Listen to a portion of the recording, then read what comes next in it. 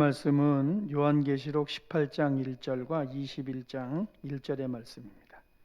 18, 19, 20, 21장 1절 말씀만 읽으셔도 될 겁니다. 추가로 제가 18장 1절 읽겠습니다. 이르에 다른 천사가 하늘에서 내려오는 것을 보니 큰 권세를 가졌는데 그의 영광으로 땅이 환하여지더라. 21장 1절입니다. 또 내가 새 하늘과 새 땅을 보니 처음 하늘과 처음 땅이 없어졌고 바다도 다시 있지 않더라. 아멘. 오늘 요한계시록의 말씀을 통해서요, 하늘로 갔는가 이 땅이다 라는 제목으로 말씀을 나누도록 하겠습니다. 요한계시록을 읽으면은요, 보았다, 들었다 라는 말씀이 많이 등장을 하고 있습니다. 그것이 누구를 위한 것이었는가 오늘 초점을 맞춰서 말씀을 나누겠습니다. 과거의 종말론은 미래 종말론으로만 가르쳤고요. 여러 번 말씀드렸죠. 시간을 어떻게 해석할 것인가, 성경 속의 미래 시간표가 어떻게 제시되어 있는가에 초점을 맞추어서 교인들로 하여금 얼마 남지 않았는데 이렇게 살면 안 되지, 이러한 의식을 심어주는 종말론이 과거에는 아주 유행을 했었습니다. 종말론은 현재 종말론과 미래 종말론으로 나눠야 됩니다. 현재 종말론은 예수 그리스도를 통해서 이루어진 천국의 기쁨과 또 이 땅에 이루어지고 있는 천국의 모습이 무엇인가를 확인하는 것이고요. 또 신자도 하나님 나라의 백성으로서 이 땅을 살아갈 사명과 책임이 있다고 하는 것을 부각시키는 거죠. 이 복음서에 나와 있는 종말론이 이루어지고 있는 종말론 또는 실현된 종말론이다 라는 단어를 씁니다. 또 성취된 종말론이다 라는 단어를 쓰고요. 미래 종말론은 이겁니다. 죽은 자들이 어디에 가는가, 또 재림의 모습이 성경에 어떻게 표현되어 있는가, 그리고 징조와 또 성경에 나오는 심판의 모습은 미래에 대한 시간표인가, 천년왕국은 어떻게 되는가, 휴거는 있는가 없는가, 이러한 부분들, 또 영적인 마지막 전쟁이 성경에 어떻게 표현되어 있는가, 그리고 주님의 재림은 어떻게 오시는가, 또 새하늘과 새 땅의 모습은 성경에 어떻게 표현되어 있는가, 미래 종말론과 관련된 부분이죠. 그런데 여기서 제일 중요한 것이 사람들이요, 징조를 가지고 심판과 재림의 날을 측정하려고 하는 시도들이 사람 가운데 많이 있습니다. 전쟁의 때라든가 아니면 기근의 때라든가 전염병이 이렇게 창궐할 때에는요, 그걸 가지고 징조다, 심판이 얼마 안 남았다, 재림이 얼마 안 남았다 라고 가르치는 가르침들이 많은데 그 가르침들은 바른 가르침이 아닙니다. 이 몇 주 동안 설교 전에 이러한 부분들을 말씀드리는데요, 이 종말론을 연구하는 데 있어서도요, 지금 우리 시대에 나타나고 있는 특정한 현상들을 이 시간표의 끝으로 이해한다든가 재림 전의 징조로 이해한다든가 하는 사고에 빠질 수도 있고 미혹하고 유혹하는 모습들이 있기 때문에 이 말씀을 드립니다. 오늘 말씀의 내용은 여기에 초점을 맞춥니다. 요한계시록은 미래를 위한 책으로 이해하고 있죠. 맞습니다. 저도 얼마 전까지 그렇게 이해를 했습니다. 그건 100점입니다. 근데 새벽에 요한계시록을 나누면서요, 제가 맡은 본문을 이렇게 생각하고 묵상하고 하면서요, 요한이 환상을 봤는데, 요한이 하늘의 모습을 보았는데, 하나님의 음성을 들었는데 미래를 위한 책으로만 읽어야 될 건가? 요한은 밤모섬에 유배되어 있는데 그 유배된 요한에게는 넌 유배되어 있지만 미래에 대해서 네가 써내려가야 돼 라는 의미로 읽어야 될 건가? 아니면 환상을 본 요한은 어떠한 마음의 모습으로 그의 마음이 바뀌었는가? 이걸 생각할 수도 있지 않나 하는 생각이 들었습니다.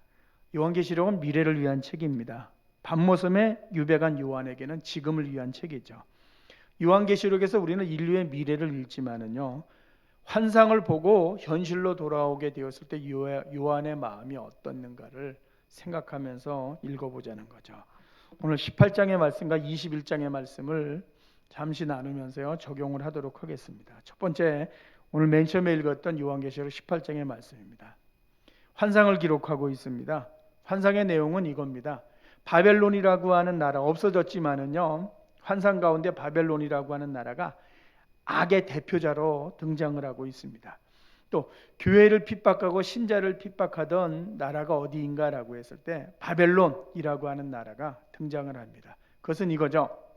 일본의 지배를 받았기 때문에 우리를 제일 괴롭혔던 나라가 어디인가라고 할 때 일본이 악의 대표자로 등장하는 것과 똑같죠. 그러나 지금 일본에 살고 있는 사람들이 다 사탄의 하수인은 아닌 것처럼요, 바벨론의 등장도 그렇게 이해를 해야 되는 거죠. 그런데 이 바벨론이 멸망을 당하는 그런 환상이 나오고 있습니다.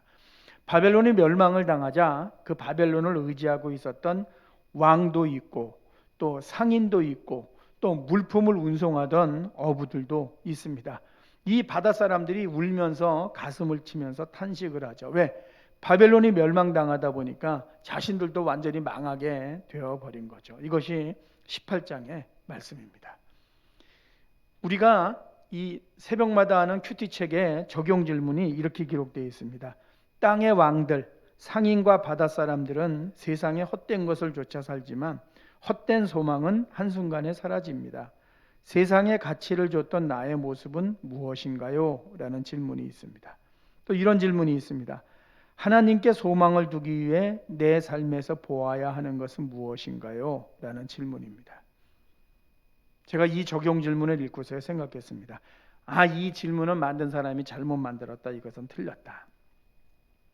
전쟁에 나가서 목숨을 걸고 싸우는 군인에게 네가 지금 헛된 소망으로 쫓고 있는 것이 무엇인지 한번 생각해봐라 묻는 것은 상황에 맞지 않죠. 저들은 지금 전쟁에 나와 있기 때문에 어떻게 하면 죽지 않고 살아남을 것인가, 불안함을 이길 것인가, 고난을 견딜 것인가 하는 것을 먼저 생각하게 되어 있죠. 내가 어제 전쟁에 나오기 전에, 군인으로 오기 전에 쫓던 세상의 가치라든가 향락이라든가 이러한 것들을 생각할 수 있는 겨들이 저들에게는 있지 않죠. 요한은 밤모섬에 가 있습니다. 밤모섬에 가 있는 요한이 그 모습을 보고 나서요, 내가 섬에 와 있지만 바벨론의 가치를 쫓던 것이 무엇이지? 상인들처럼 내가 잘못된 가치를 쫓아가던 것이 무엇이지? 세상의 가치를 쫓아가던 것이 무엇인지 이런 걸 적용할 수 있는 상황이 아니죠. 섬에 유배되어 있는 사람은요, 모든 환경이 불편하고 힘들 수밖에 없는 거죠. 그 큐티책은 이렇게 질문을 해야 되죠. 환상을 본 요한은 어떤 마음이었을까요? 힘든 마음 그대로였을까요?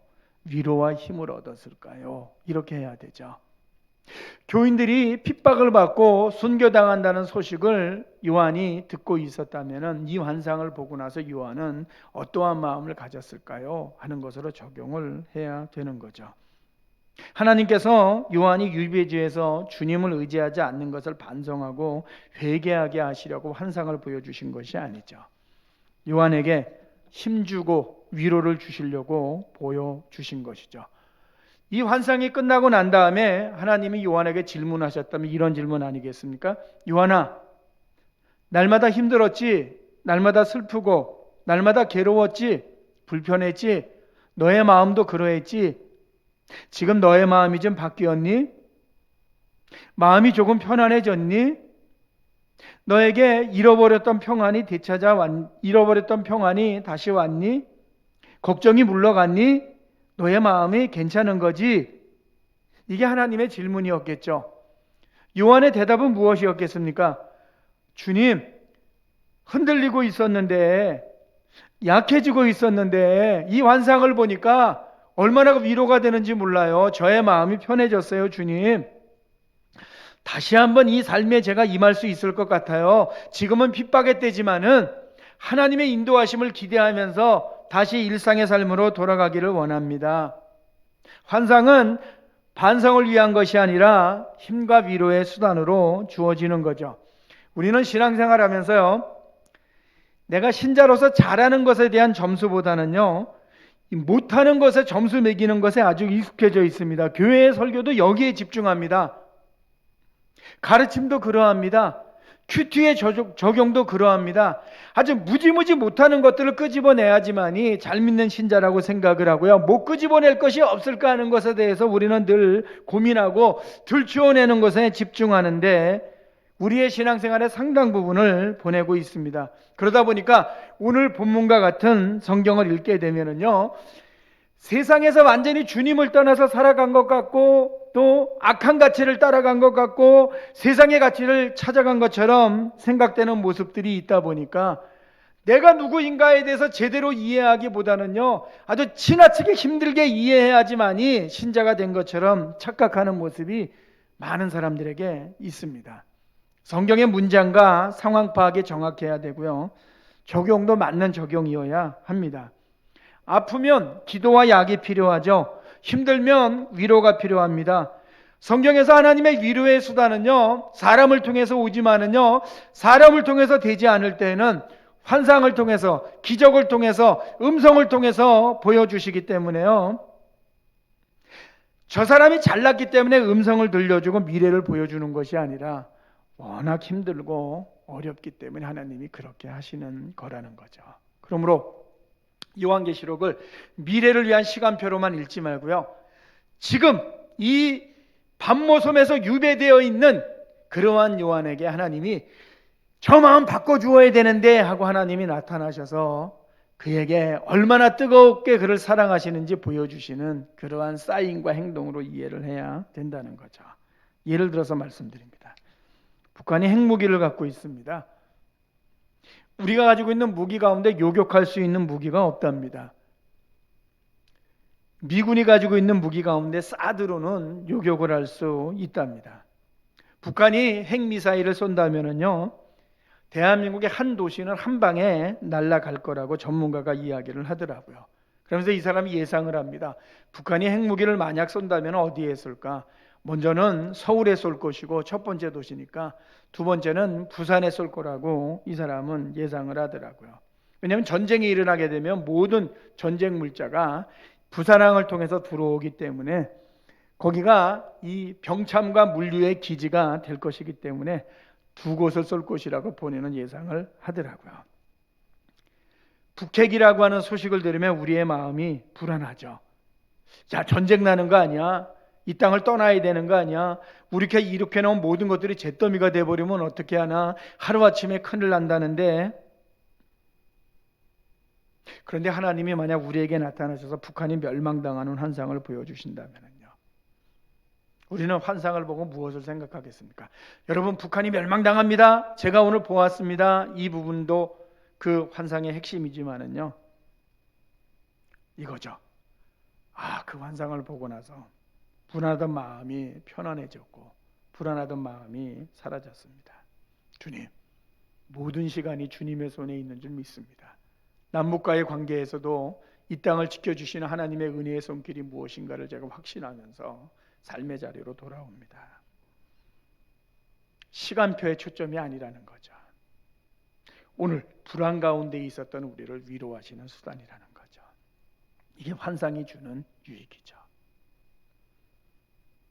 그럼 요한은 다시 일상으로 돌아오게 되었을 때 어떤 마음이었을까요, 여러분? 생각해 보시기 바랍니다. 두 번째, 오늘 요한계시록 21장입니다.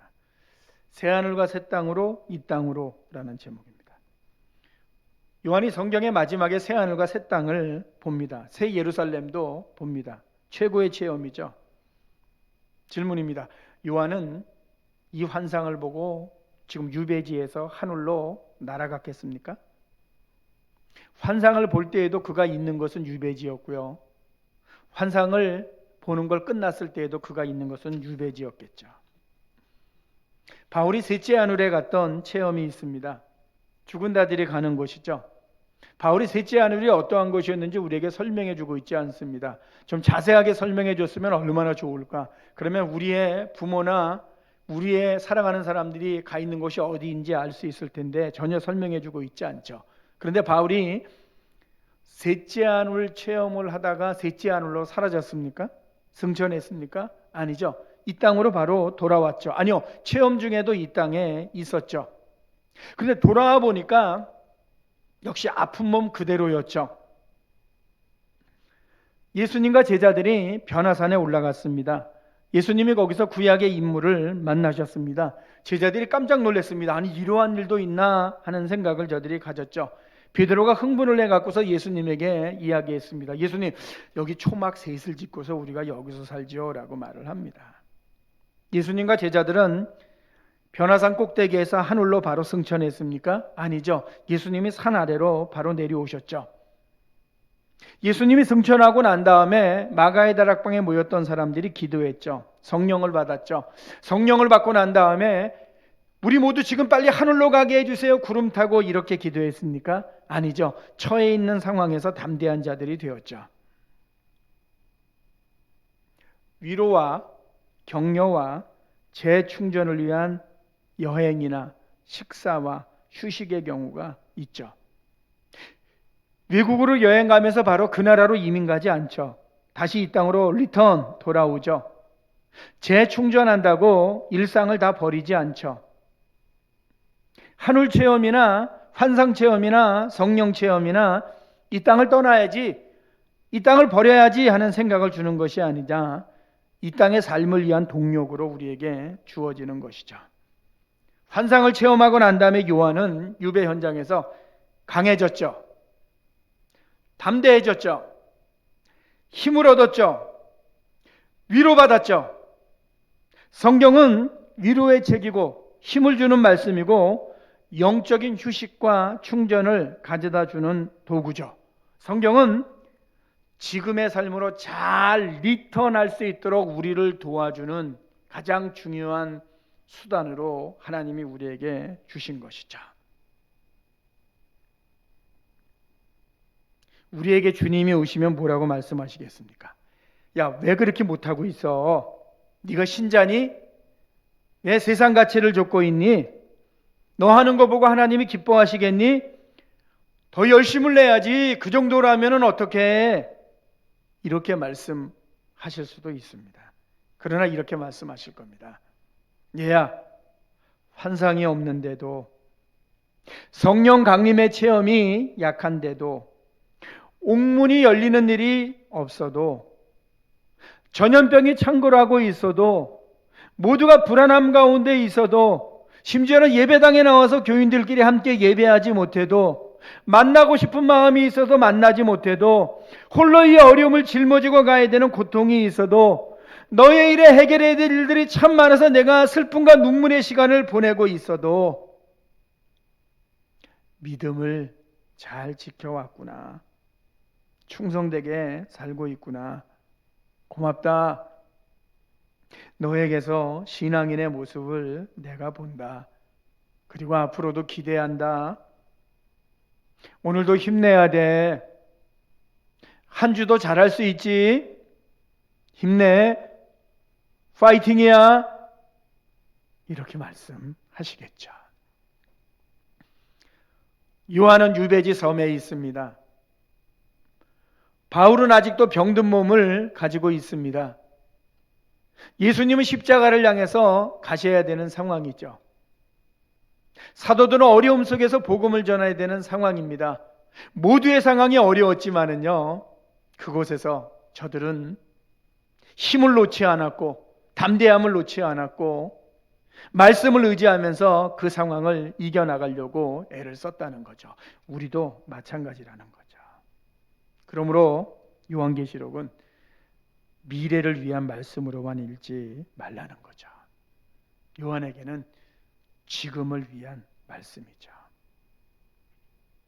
요한이 삶의 자리로 돌아왔습니다. 달라진 모습으로, 힘을 얻고 새 마음으로 돌아왔습니다. 오늘 우리에게 필요한 것이 무엇이겠습니까? 이 삶의 현장은 바뀌지 않고 있지만은요, 우리도 달라진 모습으로 돌아갈 수 있죠. 말씀이 있고, 기도가 있고, 하나님의 인도하심이 있고, 예수 그리스도의 십자가가 있고, 성령의 도우심이 있기 때문에 그러하죠. 이 땅의 어려움 때문에 하늘로 가고 싶으십니까? 이 땅이죠. 잘 리턴해야 되는 거죠. 지금 여기 그 기쁨 누려야 되는 것이고요. 소망 지금 여기 이 땅에서 경험해야 되는 거죠. 반모섬의 요한이 변화된 모습으로 삶의 현장으로 다시 온 것처럼 오늘 예배를 드리고 나서 달라진 마음으로 변화된 모습으로 삶의 현장으로 달려가는 하나님의 사람들이 되기를 예수님 이름으로 축원합니다. 기도하겠습니다. 하나님, 우리도 주님 빨리 만나고 싶습니다. 그러나 이 땅에서 해야 될 일 분명히 주셨고, 이 땅의 어려움 속에서도 우리에게 주신 이루어지고 있는 구원의 사명을, 이루어지고 있는 하나님 나라의 기쁨을 이 땅에서 펼쳐가기를 원합니다.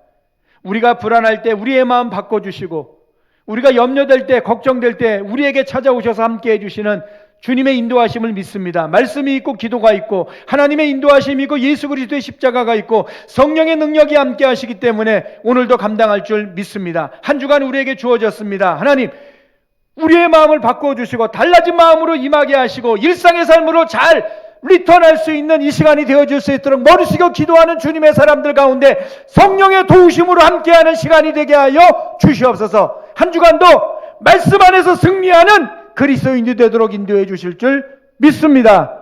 예수님 이름으로 기도하옵나이다. 아멘.